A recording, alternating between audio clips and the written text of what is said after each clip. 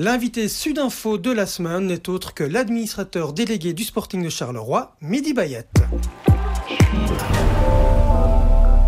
Mehdi Bayat, bonjour et bienvenue. Bonjour. Bienvenue dans ce studio. Alors d'ici quelques minutes, nous allons évoquer ensemble la question de la réforme du championnat.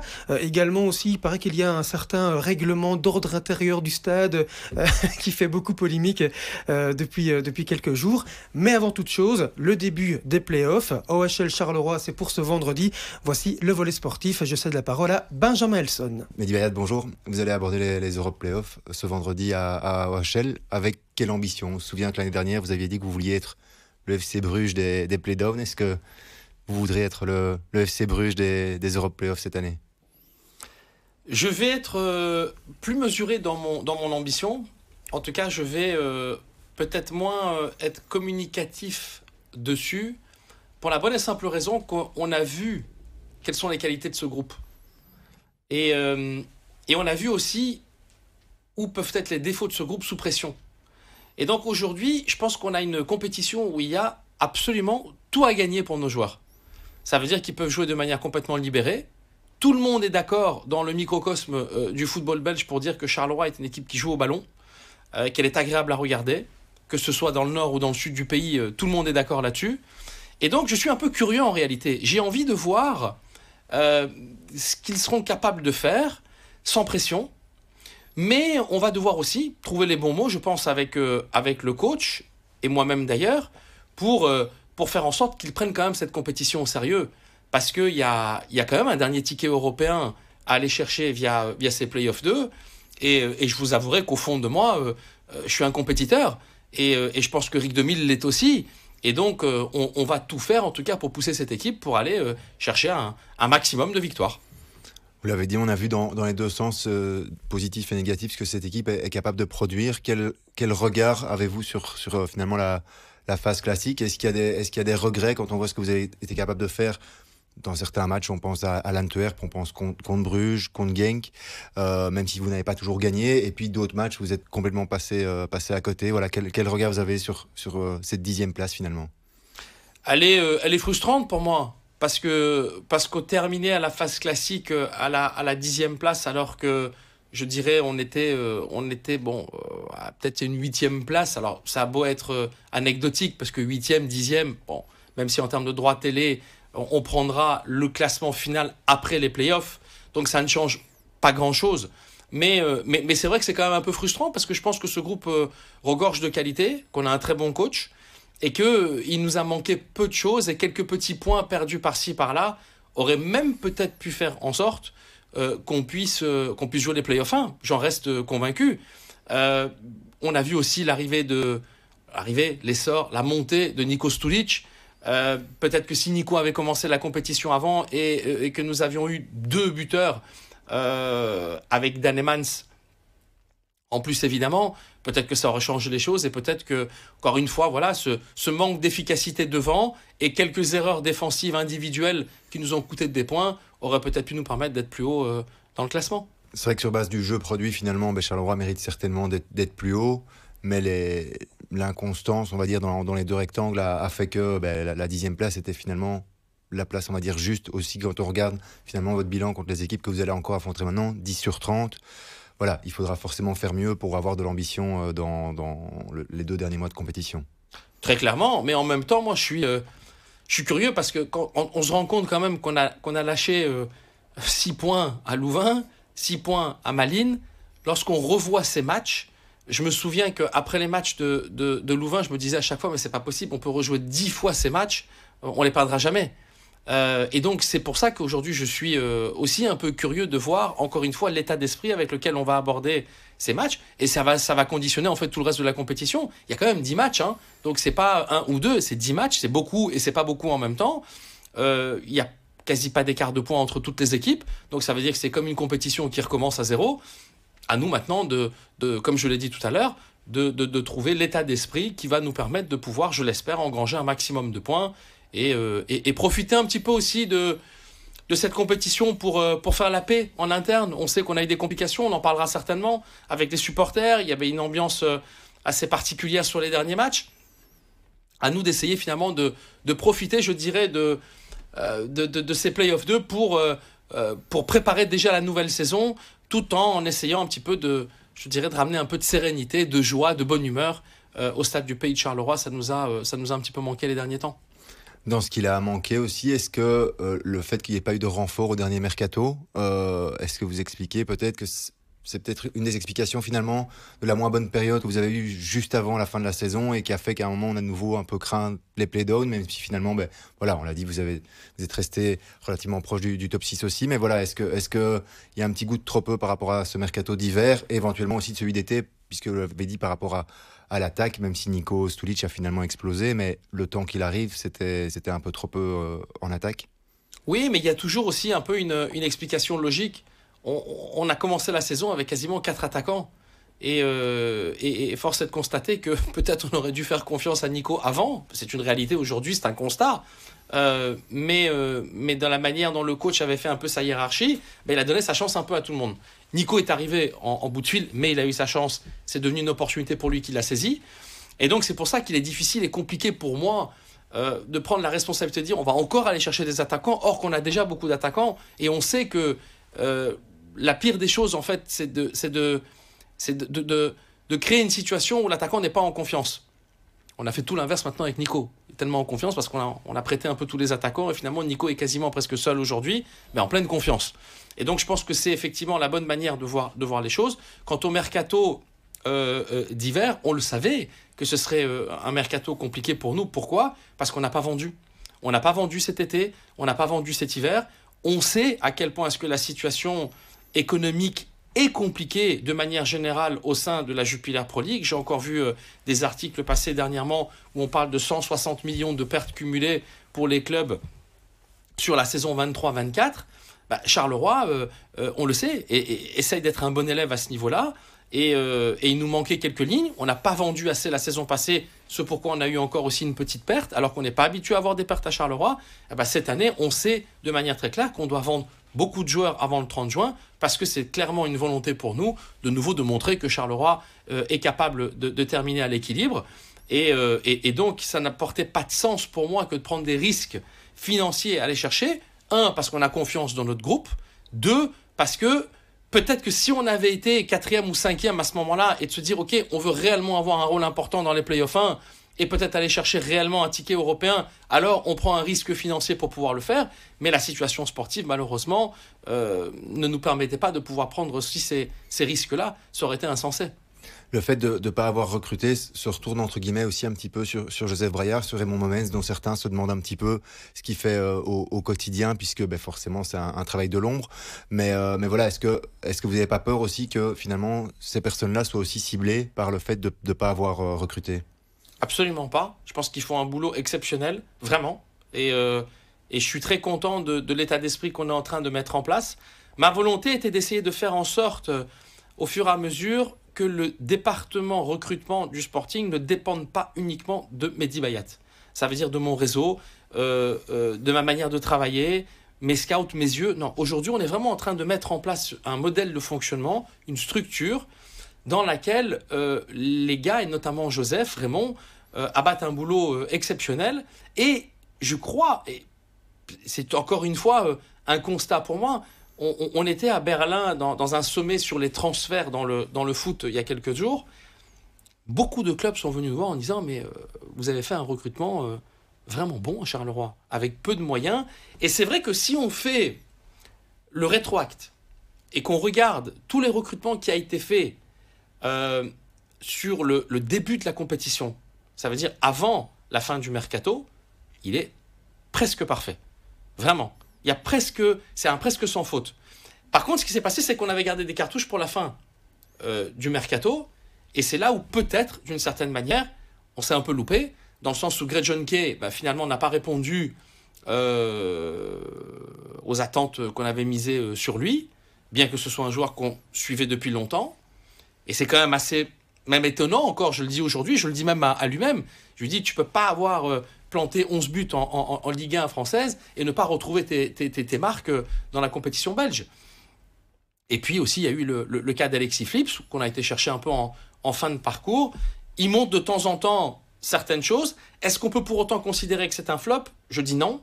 Parce que, comme je le dis souvent, un flop pour moi est un joueur qui a eu au moins 4-5 matchs titulaires pour pouvoir montrer ses qualités. Alexis ne les a pas eus. Et donc c'est pour ça que voilà, je suis quand même déçu parce qu'on s'attendait à ce qu'il puisse apporter plus. Mais en même temps, il n'a pas réellement pu montrer ce qu'il en est. Mais si on store ces deux profils-là, au niveau du reste, le travail que Joseph Braillard et Raymond et tout le département scouting a mis en place et a fait, pour moi, est très bon. Et là, maintenant, on va avoir de nouveau réellement une période qui va vraiment leur donner un momentum pour montrer la qualité de leur travail. Pourquoi? On sait qu'on doit sortir beaucoup de joueurs cet été, et des cadres, et des titulaires, qu'on n'a pas fait sur justement les 2 derniers mercatos, et qu'on doit très bien les remplacer. On a défini un petit peu le plan de jeu de Rick 2000 comme un modèle que l'on veut garder pour Charleroi. On veut réellement dire que ça correspond maintenant à notre volonté de jouer de cette manière-là. Donc ça nous aide aussi au niveau du recrutement parce qu'il va être très ciblé. On veut remplacer, si Zorgan part, on le remplace par un profil Zorgan. Si Titraoui sort, ça sera exactement la même chose. Si Guiagon part, ce sera un profil Guiagon. Et en essayant même d'améliorer la qualité. Et donc tout ça, ça va permettre de vraiment déterminer. Et ce sera, je pense, encore une fois, un bon momentum pour notre département recrutement de prouver les qualités et en tout cas de faire en sorte que l'extérieur voit la même chose que ce que moi je vois, des gars qui bossent beaucoup, qui sont volontaires, qui connaissent le foot, qui ont compris comment le coach veut jouer, et tous ces éléments-là sont très importants pour pouvoir faire un bon recrutement. Le fait d'avoir forcément beaucoup de mercato déjà à votre actif, est-ce qu'il n'y a pas un moment un peu d'usure de toujours repartir finalement à mercato fini, il faut quasiment déjà penser au suivant? Est-ce que vous dites parfois je suis plus la personne à la bonne place, ou en tout cas je suis usé par cet enchaînement de moments importants dans une saison? Mais en tout cas, c'est très clair que on doit se remettre en question en permanence, et moi le premier. Le Sporting de Charleroi, en 2012, était un club qui était en situation de faillite virtuelle. On l'a déjà dit à de nombreuses reprises. On a eu une ascension fulgurante, mais comme dans toute société, parce que ça reste une société aussi, même si l'émotionnel est très présent, ça reste une entreprise comme une autre. On a eu ce pic de croissance, et c'est ce que j'expliquais hier à la réunion avec les supporters. À un moment donné, on arrive dans une phase où soit on est capable de se réinventer et de repartir de nouveau vers de la croissance, soit on va stagner. Pire, à certains moments, on peut même se casser la gueule. Donc là, maintenant, aujourd'hui, c'est notre responsabilité aussi de tout remettre en question. Et c'est pour ça qu'on remet en question aussi notre modèle de recrutement qui a été très bon. On a eu de très, très belles réussites sur le passé. Encore aujourd'hui, lorsque l'on voit le nombre de joueurs qu'on a été chercher pour les montants pour lesquels on a été les chercher, pour les montants pour lesquels on les a vendus et leur réussite ailleurs, on ne peut pas dire que le département de recrutement du Sporting de Charleroi, sur les 12 dernières années, a pas bien travaillé. Mais par contre, il faut être capable de se remettre en question, de se réinventer. La conjoncture est différente, la compétition est différente. Il y a énormément de clubs aujourd'hui qui bénéficient de moyens que nous n'avons pas. C'est une réalité. Alors, ce n'est pas pour autant qu'il faut dire on baisse les armes, on ne peut pas lutter contre les fonds étrangers. Non, non. On en est conscient, on sait que c'est difficile et on va continuer à se battre. Et c'est là où, en fait, j'aimerais aussi que nos supporters, que les gens soient conscients aussi de cette réalité, qui se disent, on doit quand même être fiers de notre équipe de manière générale, de ce qui est fait, du recrutement qui est fait. On se bat avec des moyens, somme toute quand même corrects, parce que c'est plus du tout les mêmes aussi qu'en 2012. En 2012, on n'avait rien. Donc il fallait se débrouiller avec rien. Aujourd'hui, on dépense quand même de l'argent. On n'a jamais autant dépensé dans le recrutement, mais effectivement aussi, nos ambitions sont différentes. Aujourd'hui, on veut absolument lutter. À l'époque, on faisait une année sur deux et quasiment les playoffs 1. C'était un miracle. Mais depuis lors, il y a de nouvelles équipes qui sont arrivées. Antwerp, qui n'existait pas à l'époque. L'Union Saint-Gilloise, qui n'existait pas à l'époque. Ne serait-ce que ces deux équipes-là, et qui ont pris une vraie place au niveau du G5. Et puis beaucoup d'autres équipes aujourd'hui qui sont soutenues encore une fois par des fonds étrangers, avec des moyens, je dirais, voilà, qui ne devraient pas exister techniquement, mais qui sont quand même là, et qui sont nos concurrents. Et donc, au milieu de tout ça, oui, voilà, on va falloir réécrire des nouvelles pages de l'histoire du Sporting. Et c'est ça notre responsabilité aujourd'hui. Vous parliez de fonds étrangers, on sait que le cas avec David Elmer est différent, mais pour revenir à lui, qu'est-ce qu'il a finalement apporté au club en presque 1 an et demi maintenant de présence? Une vision. On a beaucoup travaillé ensemble justement sur comment réinventer le Sporting de Charleroi. Et il nous a beaucoup aidé par rapport à ça, parce que c'est un serial entrepreneur comme on l'avait présenté à l'époque. Il a une vision un peu à l'américaine, d'oser, de ne pas avoir peur. Et aujourd'hui, je pense que c'est peut-être l'élément le plus important, le fait de m'accompagner aussi. Au niveau du board, on a mis en place une structure, une gouvernance, où on a aujourd'hui un vrai board, un vrai comité de direction, et on continue à travailler avec la volonté de continuer à s'entourer d'autres personnes aussi pour justement apporter ce côté qui, pour moi, est extrêmement important aussi dans un club de football.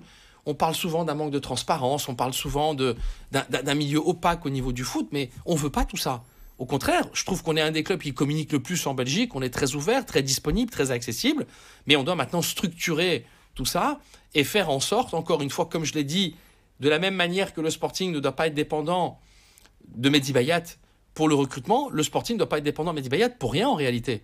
Et c'est ça aujourd'hui mon rôle et ma responsabilité. Je suis accompagné par David et d'autres personnes qui vont tout doucement aussi, je pense, faire surface en tant que consultant d'abord et peut-être après aussi dans des rôles au niveau du board en tant que membre indépendant pour justement apporter ce côté gouvernance qui est absolument nécessaire et montrer à tout le monde que notre volonté est réellement de faire en sorte que le Sporting de Charleroi soit une société transparente, claire, totalement lisible pour tout le monde et qu'on puisse voir exactement quelle est notre volonté, où on veut aller, en présentant de nouveau un projet très clair, une vision claire. Le 3-6-9 de l'époque a été très utile.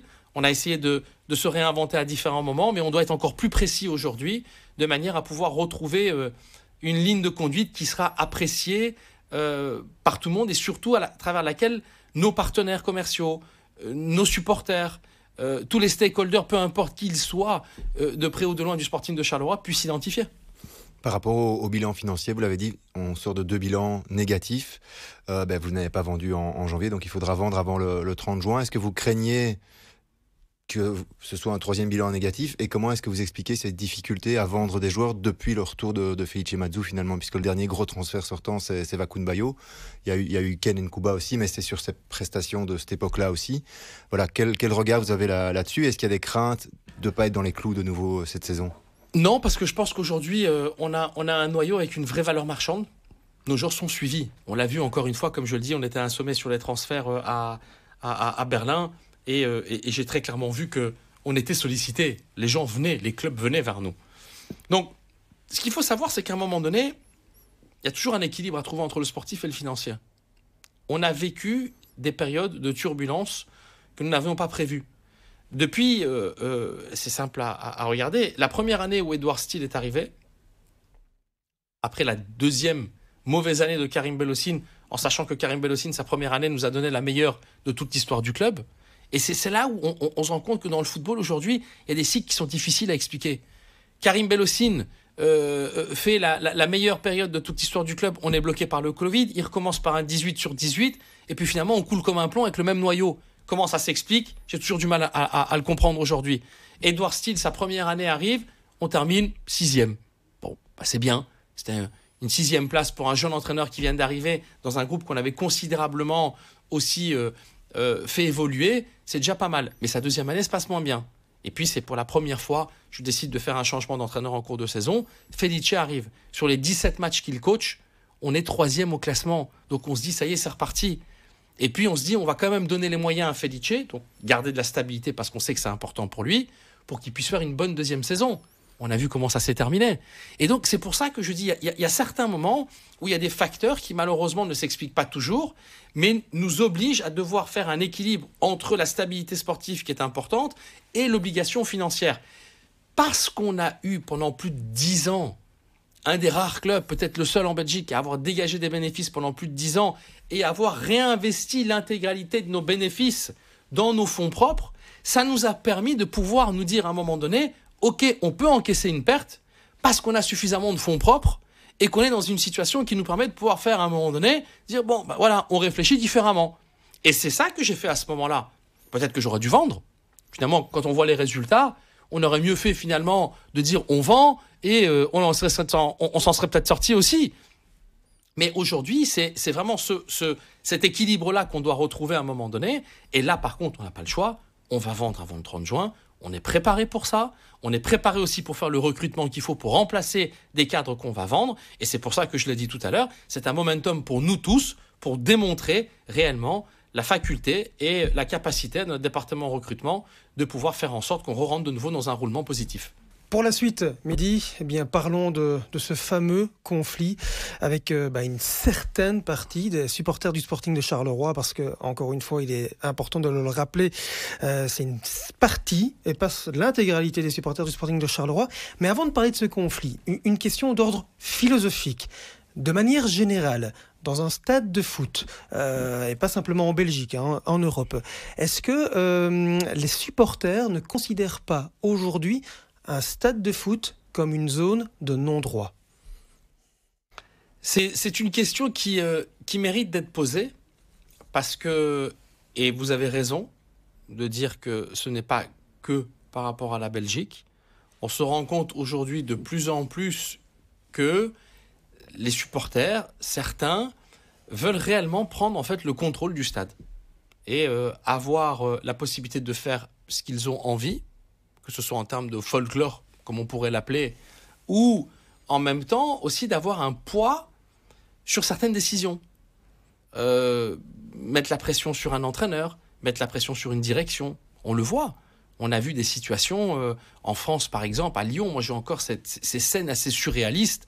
On parle quand même de Lyon, c'est pas un petit club, où on voyait les joueurs qui étaient comme des petits enfants devant un cop en train de se faire gronder à la fin d'un match.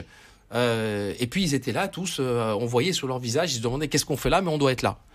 Et donc c'est une réalité aujourd'hui du monde dans lequel on est. Moi je pense qu'il faut voir, en tout cas de notre côté aujourd'hui à Charleroi, on a quand même vécu pas mal de situations compliquées, difficiles, et surtout ces derniers temps. Moi à titre personnel, je veux dire, j'ai ramassé pour mon grade bien comme il faut, et comme je le répète quand même assez souvent, le Sporting de Charleroi, c'est plus de 23 ans de ma vie. J'ai 46 ans, c'est la moitié de ma vie. Donc j'ai donné la moitié de ma vie à un club pour lequel je pense avoir quand même... La question se pose même plus. Est-ce que l'attachement que j'ai pour la ville de Charleroi, pour le club de Charleroi, il y a même plus de questions par rapport à ça. Et se faire démolir comme ça m'est déjà arrivé, de le vivre à certains moments, évidemment que ça fait mal. Et en tant que dirigeant, à un moment donné, on se pose la question de se dire mais pourquoi en fait? Est-ce que je suis maso en fait d'accepter ça? Ma femme me pose des fois la question de me dire mais t'en as pas marre? Et beaucoup de personnes qui me côtoient au quotidien me disent mais cette résilience, on la comprend même plus. Et vous en avez marre?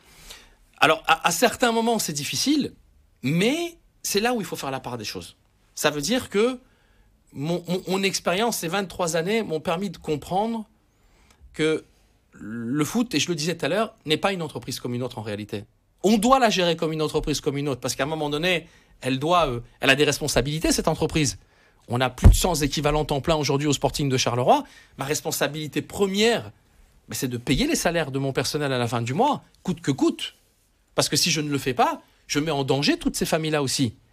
Et en même temps, il y a un aspect émotionnel très fort, dans lequel il y a un sentiment d'appartenance, un sentiment dans lequel certains supporters se disent « c'est mon club, on s'en fout de lui. Moi, je suis quelqu'un de passage, tous les gens qui sont là sont des gens de passage. Ça fait 23 ans que je suis là, à un moment donné, je ne serai plus là. » Et puis certains disent « bon voilà, moi j'ai le tatouage sur mon bras, c'est mon club. Mon club coule dans mon sang. » Et donc c'est là où on doit être dans une forme de compromis en permanent, à essayer de comprendre l'aspect émotionnel, mais en même temps de faire fonctionner le club. Mais instant confession quand même. Est-ce qu'il y a eu un soir où, sur l'oreiller, vous avez dit à votre épouse « Bon, demain matin, je l'annonce, c'en est trop, j'arrête ». Malheureusement,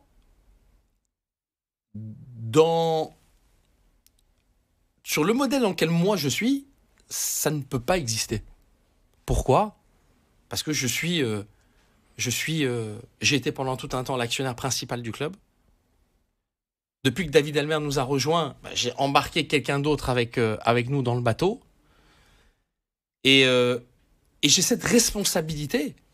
Ça veut dire que le Sporting de Charleroi, c'est pas un bout de tissu ou un papier que je peux à un moment donné jeter à la poubelle et dire voilà, ça y est, là, j'en peux plus, ils m'ont fatigué, je dois partir. Ça marche pas comme ça. C'est une responsabilité que j'ai acceptée en 2012 lorsqu'on a repris le club. Et donc, si à un moment donné, je laisse cette possibilité se poser même, de dire à ma femme, c'est quoi là, ça y est, j'en peux plus, demain je ne vais plus travailler. Allez, j'abandonne le Sporting. Mais je crois que là, à ce moment-là, il faut vraiment que je fasse un sacré pas de côté et que je trouve très vite quelqu'un d'autre pour pouvoir prendre mes responsabilités et s'occuper du club. Parce que ce serait inconscient totalement de ma part. Encore une fois, je dis, il faut bien faire la part des choses entre le sens des responsabilités d'un côté, qui engage d'avoir une résilience quand même relativement dopée au maximum, parce que certains moments sont très compliqués, mais ça fait partie de la vie du dirigeant de foot que beaucoup de gens ne voient pas. C'est l'autre côté. On voit un peu le côté strass, paillettes, on est pris en photo, on a des interviews, on est une personnalité publique, on est connu, reconnu, mais c'est pas toujours non plus très agréable de le vivre de cette manière-là. Alors ce mardi 25 mars, il y a donc eu une décision de justice. Les Ultras ont proclamé qu'ils avaient remporté la victoire. De votre côté, vous, sur le show, vous avez dit « Laissez-nous le temps de lire et d'analyser techniquement cette décision ». Avec 48 heures de recul, c'est quoi votre analyse ? L'analyse, c'est que la décision qui est rendue me paraît juste et d'une certaine manière équilibrée. Et si les Ultras, on voit dans le fait qu'ils peuvent réintégrer, parce que la décision est très claire par rapport à ça, le stade, une victoire, c'est une bonne chose. Mais moi, je ne vois pas pour autant une défaite pour l'un ou pour l'autre. Je suis vraiment content parce qu'on a eu une réunion hier soir avec 13 de nos clubs de supporters. Donc mercredi soir. Oui, tout à fait. Et j'ai commencé la réunion en disant, écoutez, on est dans une situation aujourd'hui où le plus important pour moi, c'est l'apaisement. On ne veut pas être en conflit avec nos supporters, quels qu'ils soient.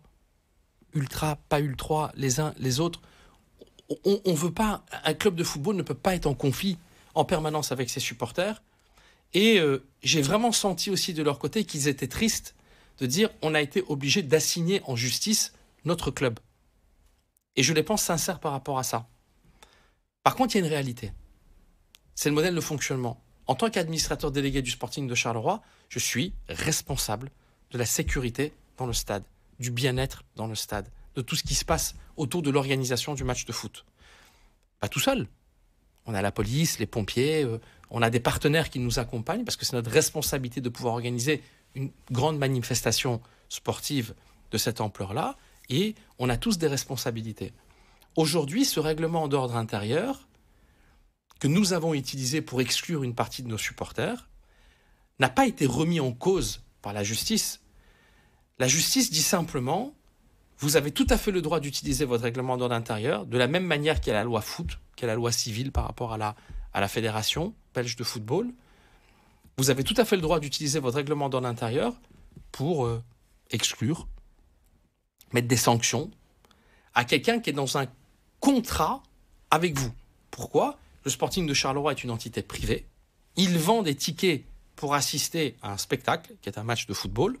Et lorsqu'on achète ce ticket, on reconnaît le règlement d'ordre intérieur, de facto, et celui-ci nous engage dans une espèce de forme de contrat. Et ce contrat engage les deux entités à respecter certaines choses. Nous, à donner accès à une place pour pouvoir assister à un spectacle qui va durer autant de temps, et ainsi de suite, et faire en sorte que la personne puisse arriver tranquillement dans le stade, accéder à sa place et repartir. Ça, en gros, c'est notre contrat. Mais la personne qui assiste au spectacle a aussi un contrat vis-à-vis du club. Celle de respecter la bonne ambiance, de ne pas insulter son voisin, de ne pas taper son voisin, de ne pas créer une ambiance délétère, de ne pas avoir des propos racistes, et ainsi de suite. Et donc, ce contrat mutuel que nous avons l'un et l'autre, aujourd'hui, cette décision de justice nous dit de manière très claire, attention, vous avez effectivement le droit d'utiliser votre règlement d'ordre intérieur, mais là, vous ne l'avez pas bien utilisé. Parce qu'il faut identifier clairement le coupable. Parce que vous avez fait un bloc en disant il y a 60 personnes que vous avez identifiées pour différentes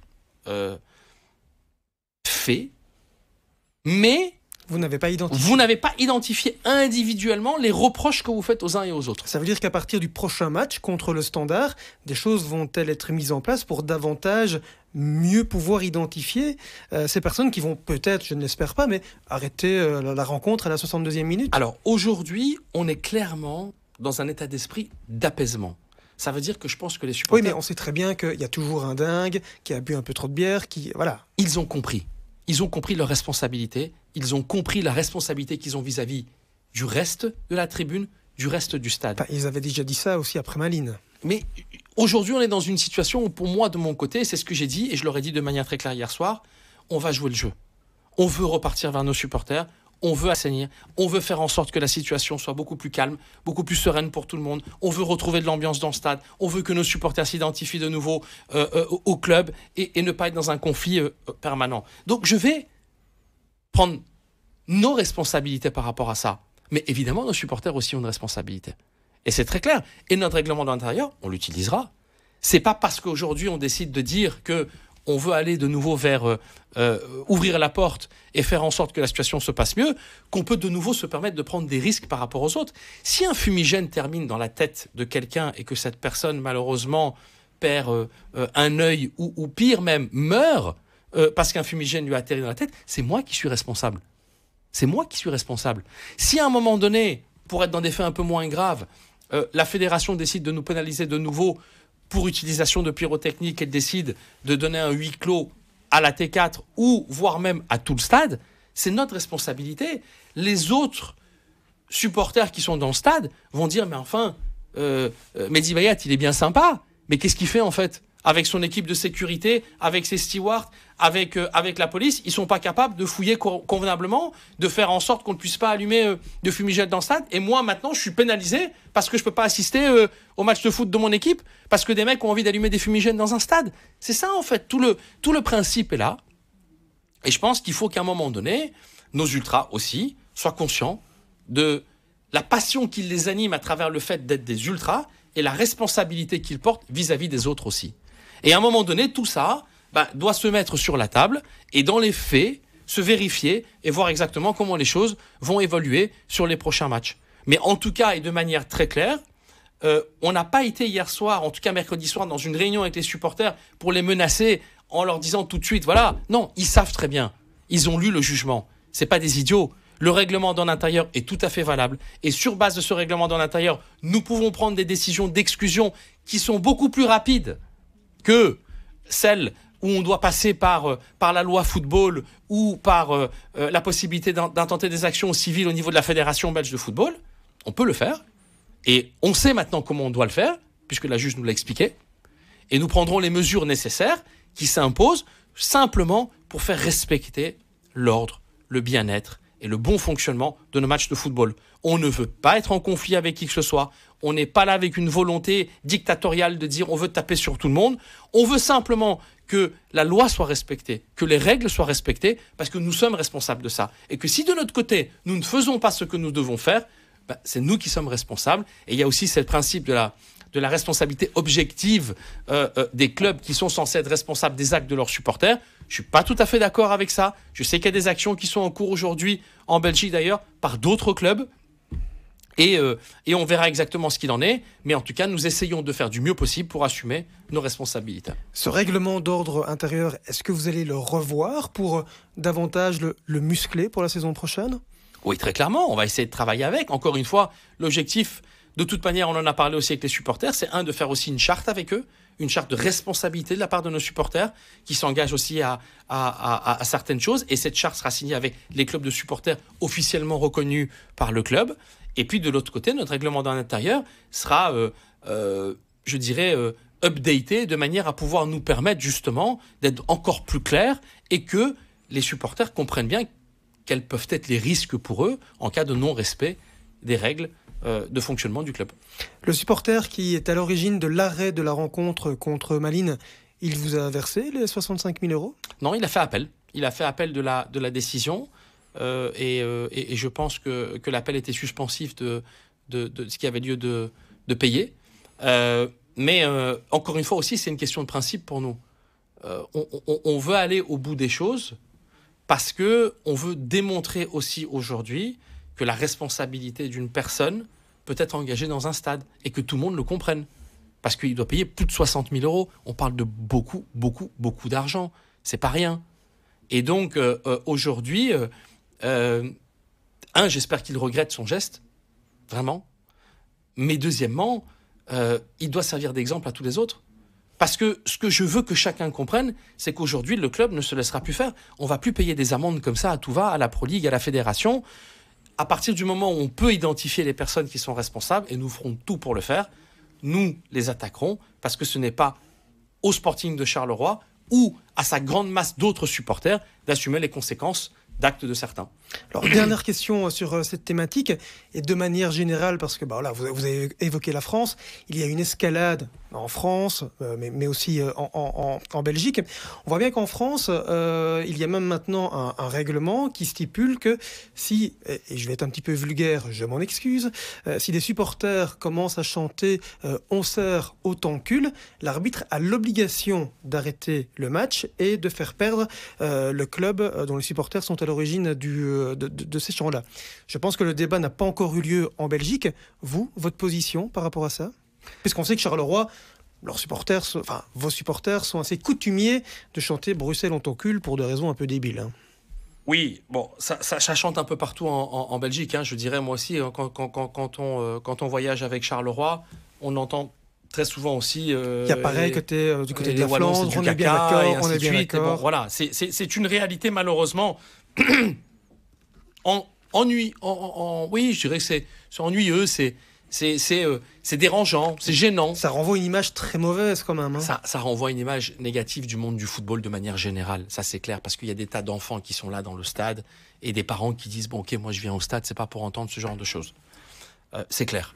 Mais ça fait partie aussi malheureusement de la réalité du monde du football, c'est pas propre qu'à Charleroi.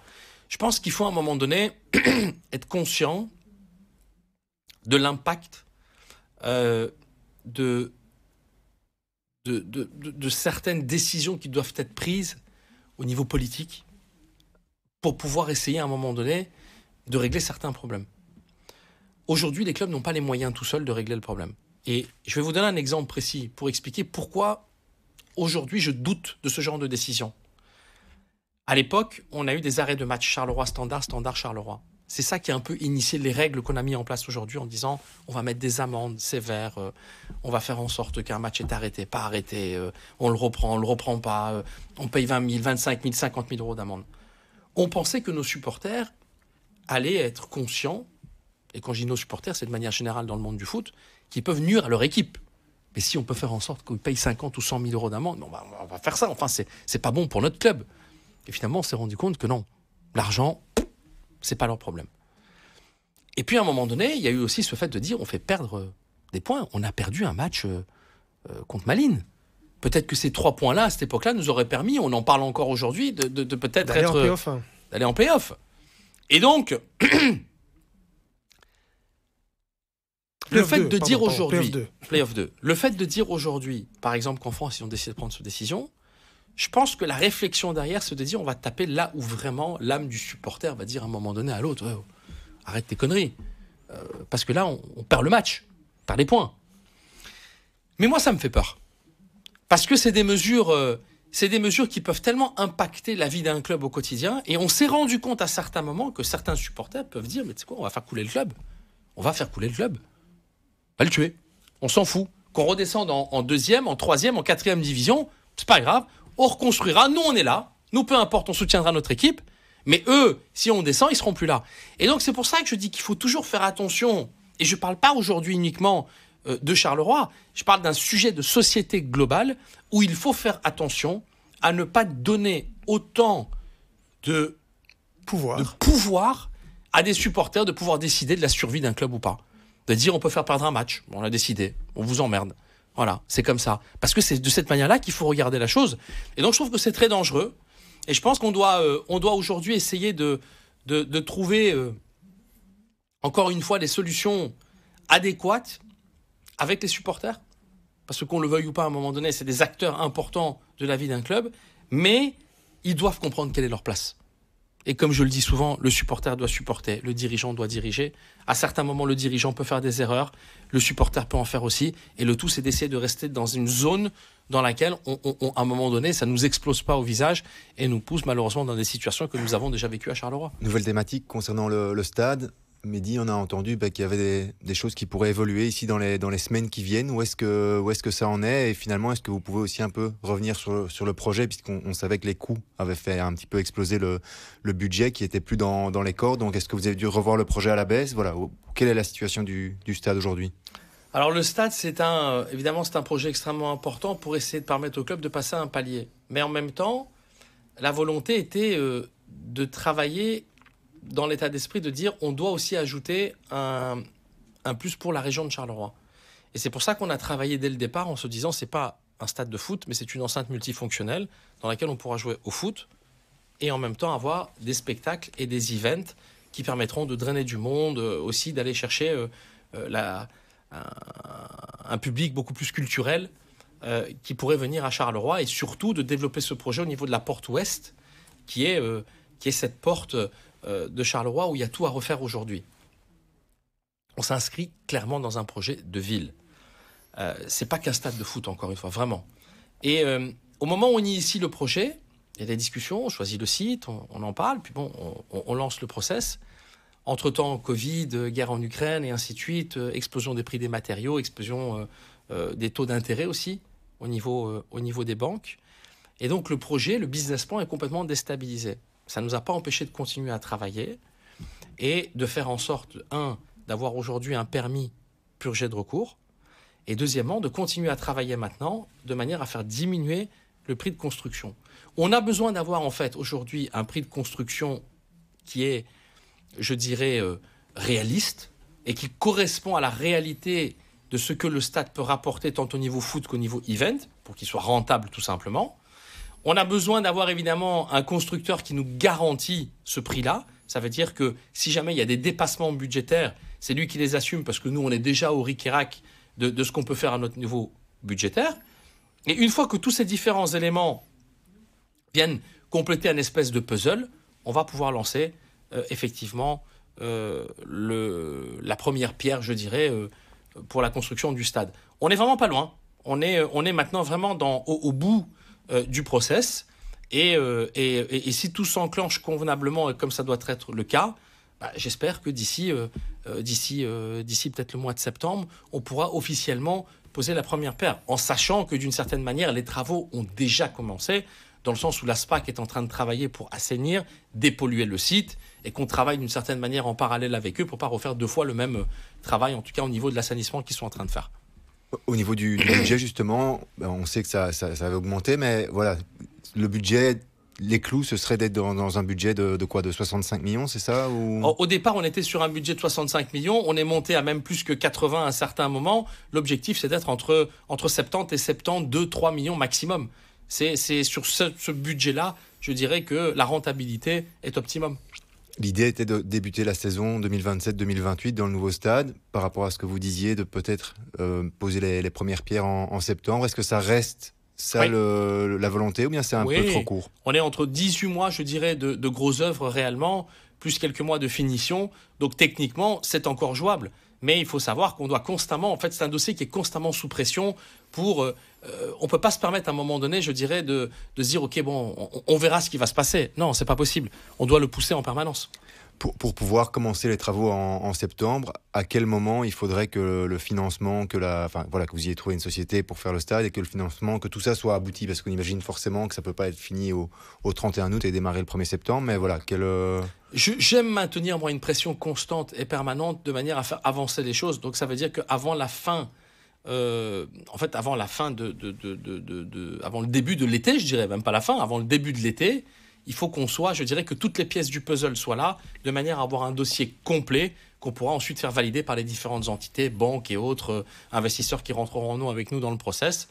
Et une fois que ce sera le cas, on pourra envisager, comme je l'ai dit, de commencer réellement les vrais travaux à la rentrée au mois de septembre.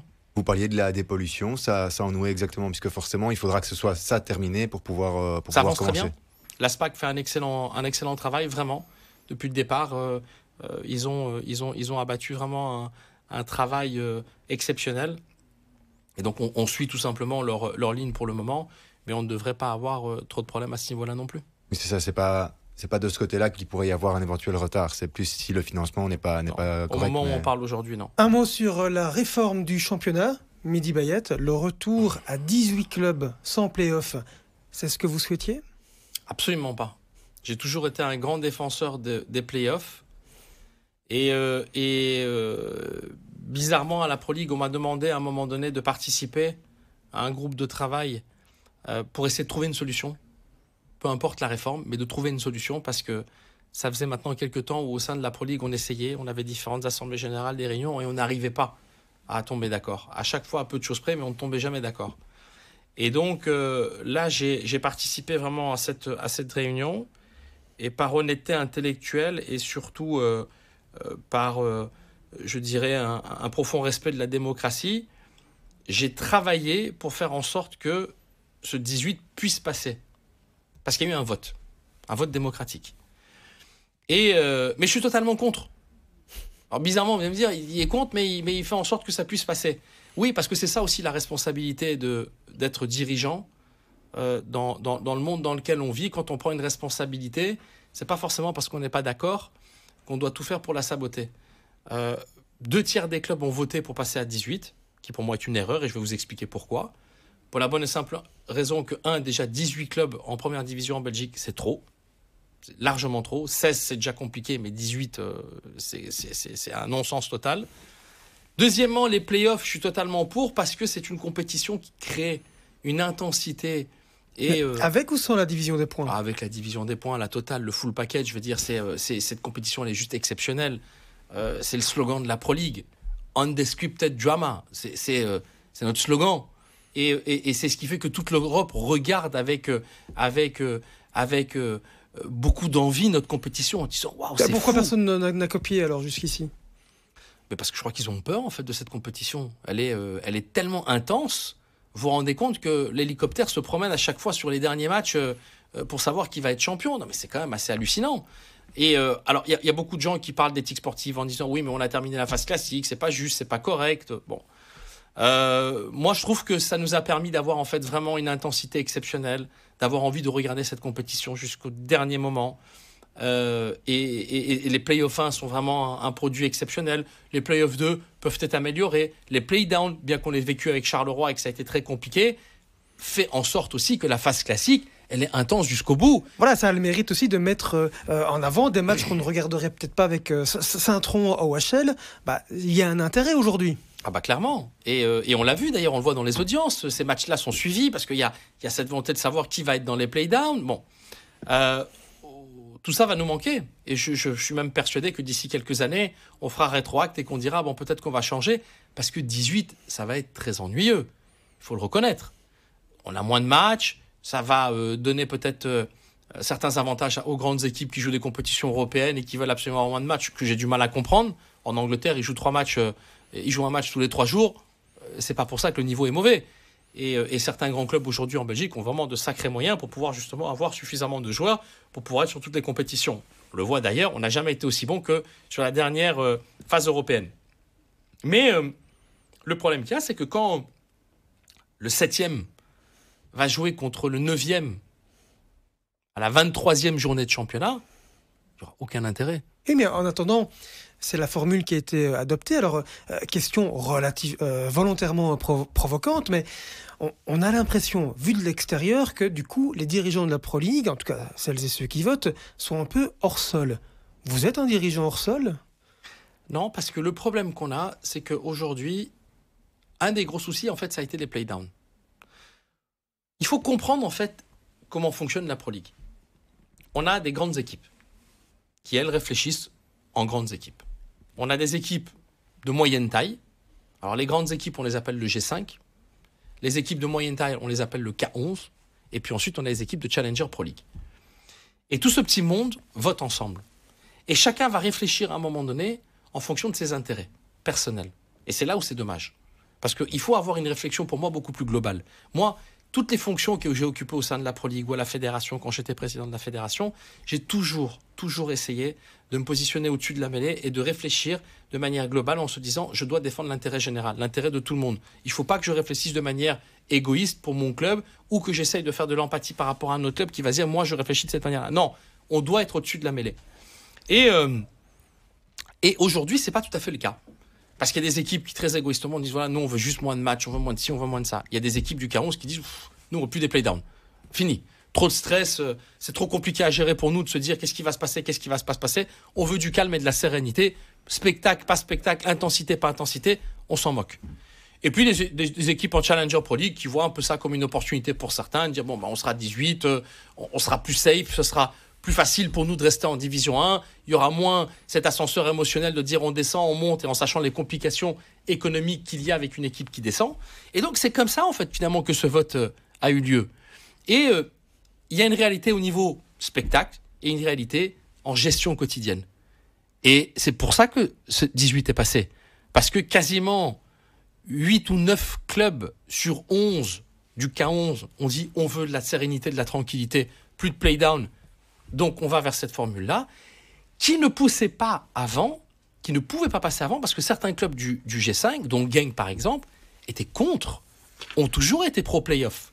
Et là, le seul club qui a ouvertement dit non, moi je suis contre, c'est Gand, qui a dit on ne vote pas pour ça, mais les autres clubs du G5 ont voté pour. Et à partir du moment où il y a une majorité des 2/3 qui est voté, bah ça s'appelle un vote démocratique, qu'il soit bon ou mauvais. Et comme je l'ai souvent dit, si à un moment donné, on essaye d'imposer à quelqu'un qui vote pour quelque chose, autre chose, parce qu'on pense qu'on veut le faire pour son bien, on rentre dans une dictature. Et ça, c'est pas mon modèle de fonctionnement. Donc je suis totalement contre 18, pour énormément de raisons que je pourrais expliquer pendant des heures et des heures, pour dire à quel point est-ce que les playoffs auraient été largement meilleurs. Mais il y a un vote démocratique qui a eu lieu, et il faut l'accepter et l'assumer. Et c'est pour ça que j'ai soutenu Laurine pareil, c'est le management de la Pro League sur la mise en place pour essayer de faire en sorte que ce vote-là puisse être respecté, même si je suis contre. Georges-Louis Boucher, le président des Francs-Borins, je pense que vous avez eu l'occasion en plus d'en discuter ces derniers jours avec lui. Donc il attaque cette réforme du championnat. Votre regard, est-ce qu'à vous entendre, vous avez plutôt envie qu'il réussisse son pari ou pas ? Alors, non, parce que ce serait hypocrite de ma part que de dire d'un côté, pour moi, il y a un vote, il y a un vote. Ça, c'est une première chose. Mais il faut bien comprendre aussi la logique de Georges-Louis Boucher et des Francs-Borins et de certaines équipes entre les deux. Parce qu'on a parlé de la réforme à 18 en Division 1A, on n'a pas parlé de l'impact dans le package par rapport à la Challenger Pro League. Là, qu'est-ce qui se passe ? Certains clubs ont dit, on veut avoir un quota de clubs en deuxième division. C'est là-dessus que Georges Boucher est totalement contre, et certains autres clubs aussi de Challenger Pro League. C'est le fait de dire que 4 équipes U23 vont être là, et quel que soit leur résultat en fin d'année, elles resteront là. Donc ça veut dire qu'en gros, en Challenger Pro League, dans un format à 16, imaginons que les 4 équipes U23 terminent 16, 15, 14 et 13, c'est le 12e et voire le 11e qui descendent. Je peux comprendre, effectivement... On est dans un pays surréaliste. Je peux comprendre, effectivement, que ça inquiète Georges-Louis Boucher. Et étant encore une fois dans une démocratie, c'est tout à fait son droit, le plus légitime, de défendre l'intérêt de son club s'il pense que c'est pas juste. Maintenant, les clubs de 1B ont aussi voté pour ça. Et encore une fois, ce package a été voté de manière globale. Donc il y a un vote démocratique. Lui estime de l'autre côté que ça enfreint certaines règles au niveau de l'éthique sportive. Et de la concurrence. Et donc, c'est tout à fait son droit d'aller se défendre par rapport à ça. Et on verra comment est-ce que ce dossier, en tout cas, où est-ce qu'il aboutira. Dernière thématique avant le tac au tac. Mehdi, on va aussi revenir un petit peu sur l'agression dont vous avez été victime il y a quelques mois au Van der Valk à Gosselies. Voilà. Tout d'abord, où en est l'enquête ? Alors, je ne sais pas. Pour la bonne et simple raison que la justice fait son travail, mais je suis pas, je suis un personne lambda comme tout autre. ça a été évidemment médiatisé, c'est sorti dans la presse, mais c'est pas pour autant que parce que je suis Mehdi Bayat, j'ai une ligne directe avec le parquet ou avec la justice pour savoir ce qu'il en est.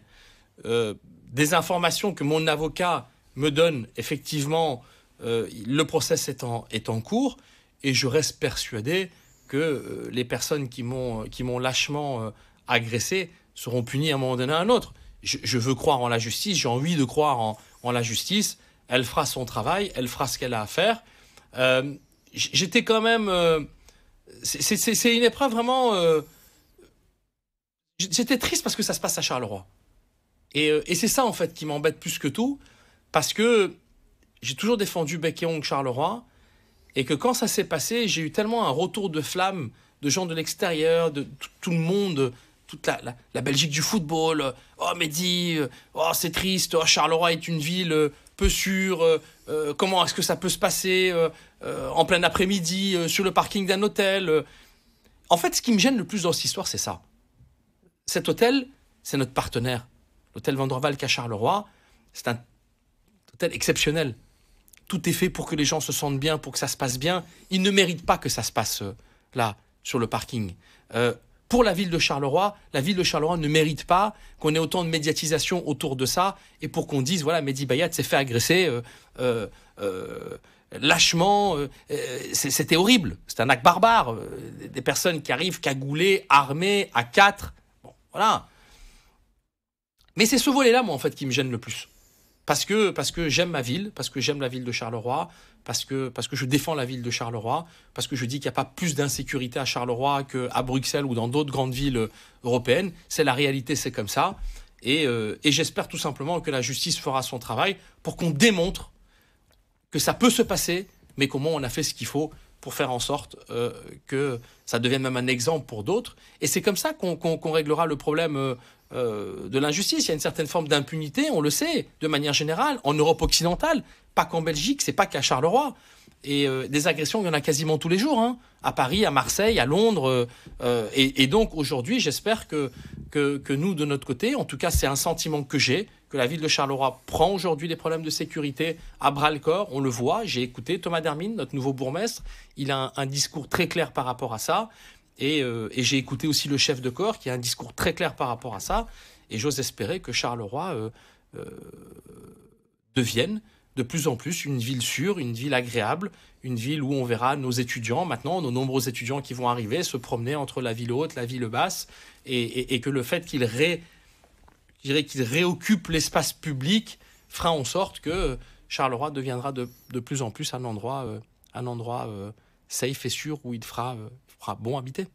Au-delà de l'aspect Carolo, vous avez été quand même la victime sur le moment. Comment est-ce qu'on se remet de ça psychologiquement? Parce qu'on sait que vous êtes parfois, on l'a dit, parfois ciblé par des chants, par ce genre de choses, mais là c'est forcément très différent. Voilà, comment est-ce qu'on se remet d'un tel épisode? Faut être fort dans la tête, c'est tout. Je pense que peut-être le degré de pression que j'ai vécu ou que je vis encore depuis plus de 23 ans dans le foot me permet d'avoir une certaine forme de résilience, encore une fois, à toute épreuve. Et bon, voilà, il faut passer il faut être fort. Voilà, il faut être fort dans la tête. L'impact, le plus compliqué, ça a été pour ma famille. Encore une fois, quand j'ai une fracture au pied, j'étais blessé au visage, j'ai eu des points de suture au visage. Quand on rentre à la maison et que ma femme me voit comme ça, ou que mes enfants me voient comme ça, c'est difficile à expliquer. À mes filles qui ont 12 et 10 ans, c'est compliqué de leur expliquer ce qui s'est passé. Mais il faut trouver les mots, il faut trouver aussi, encore une fois, cette forme de responsabilité parentale, de devoir expliquer malheureusement des choses qu'on n'a pas envie de vivre et des choses qui ne devraient pas exister dans notre société. Vous avez encore une appréhension par rapport à ça, le fait, parce que forcément, vous l'avez dit, l'hôtel Van der Valk est un endroit où vous allez régulièrement, mais que ce soit là ou ailleurs, est-ce qu'il y a parfois eu des moments où vous êtes posé des questions que vous n'étiez pas posées, enfin, où vous ne seriez pas posées il y a quelques mois? Non, mais très clairement, ça à un moment donné, ça, une certaine forme de paranoïa se met en place, mais je ne joue pas avec ma sécurité. En fait, quand on vit une expérience comme celle-là, aujourd'hui, je fais le nécessaire pour que ce genre de choses ne puisse pas se passer. Que ce soit moi-même avec ma vigilance ou par rapport au fait d'être accompagné par des sociétés de sécurité. Bon, voilà, c'est un métier. Et aujourd'hui, quand on est un personnage public comme moi, il faut faire attention à ça. C'est ma responsabilité aussi de faire en sorte, évidemment, que ce genre de choses ne puisse plus se passer. Et le nécessaire a été fait. Voilà. Mehdi, peut-être la partie la plus difficile de cette interview. On va vous demander des réponses en 10-15 secondes. Ça va être un véritable défi. Allez, quelques questions tac au tac. Votre meilleur souvenir au Sporting de Charleroi, parce qu'on a beaucoup évoqué les problèmes avec les supporters. Voilà, mais il y a des super souvenirs. C'est à peu près à 10 ans, notre première qualification pour les playoffs 1. C'était un moment magique parce que j'avais tous mes amis d'enfance de Cannes qui étaient là, qui étaient venus pour m'accompagner pour ce moment où on était là dans l'excitation. C'était l'équivalent d'un trophée pour nous. On arrivait de tellement loin. Et cette première qualification en play-off 1 où j'avais vu la joie, cette passion qui était là dans les yeux de tout le monde, j'en avais pleuré d'ailleurs. J'en avais pleuré. 22 secondes, hein, vous avez déjà raté. Je rigole. Votre plus grand regret? Je pense qu'il y en a tellement. Parce que je veux dire, je suis quelqu'un qui me remet en question en permanence. Donc je me dis souvent, on n'aurait peut-être pas dû faire ça de cette manière-là, j'aurais peut-être pas dû faire ça de cette manière-là. Mais là, vraiment, au tac au tac et en 10 secondes, j'ai rien de particulier qui me vient en tête comme ça. Alors, je vais peut-être vous aider. Cette fameuse 30e journée de championnat, ce Charleroi-Courtrai qu'on n'a jamais disputé, vous avez dit tout à l'heure, qu'est-ce qui s'est passé entre la meilleure saison de Karim Balossine et puis cette deuxième saison qui est tout à fait catastrophique. Si cette 30e journée est jouée, peut-être que Charleroi ne doit pas passer par les tours préliminaires et être directement qualifié pour la phase de poule. Ça vous trotte encore dans la tête, ça, c'est cette décision un peu surréaliste. On savait jouer la finale de la Coupe de Belgique, mais la 30e journée, ça, on ne savait pas la jouer. Non, ça m'a vraiment frustré parce qu'en plus, moi, j'ai écrit à tous les clubs en disant qu'on était en train de faire une énorme erreur et qu'il fallait absolument continuer, en tout cas aller au bout de la phase classique. Et voilà, je n'ai pas été suivi à l'époque. Oui, effectivement, ça peut être un regret. Et un deuxième vraiment mauvais souvenir, maintenant qu'on en parle, c'est vrai parce que je l'ai vécu et j'ai cette image en live en tête, c'est notre match à Gand, où on est à la fin du match à Gand l'année passée, où on fait des playdowns, et qu'on regarde tous ensemble à la télé la dernière phase, dans les dernières secondes des arrêts de jeu du match entre Malines et Louvain, et où on voit Louvain aller marquer ce but qui nous pousse en playdown. C'est vrai que c'était aussi quand même un moment assez particulier. Oui, non. En septembre 2012, si c'était à refaire, vous le refaites? Oui. Et Mehdi, toujours à Charleroi en 2030? Oui. Je reste encore jeune, hein. J'ai que 46 ans. Hein. Je suis le dirigeant en Belgique à 46 ans qui est le plus en activité dans un club aujourd'hui. Mehdi Bayat, un tout grand merci. Benjamin Elson également, journaliste qui suit au quotidien le Sporting de Charleroi pour Sud Info pour le soir. Merci encore une fois, Mehdi. Merci à vous.